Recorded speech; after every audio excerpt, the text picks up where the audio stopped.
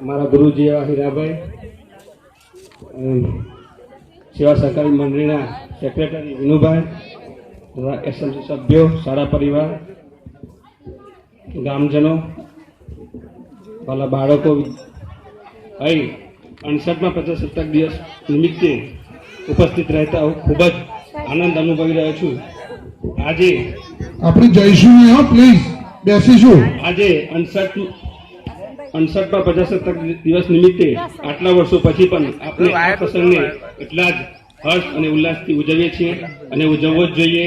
કેમ કે આ તિરંગોએ આપણા આઝાદીના પ્રતીક રૂપે શહીદોનું લોહી આમાં રેડાયું છે. એટલે આ તિરંગાનું માન આપણે રાખવું જ પડશે. આવનારા હજારો વર્ષ સુધી આ રીતે લહેરાય તે માટે આ બાળકોને અને ગ્રામજનોને હું આ પ્રોગ્રામમાં આવનારા દરેક વર્ષમાં આ રીતે મોટી સંખ્યામાં સ્કૂલમાં ઉપસ્થિત રહેવા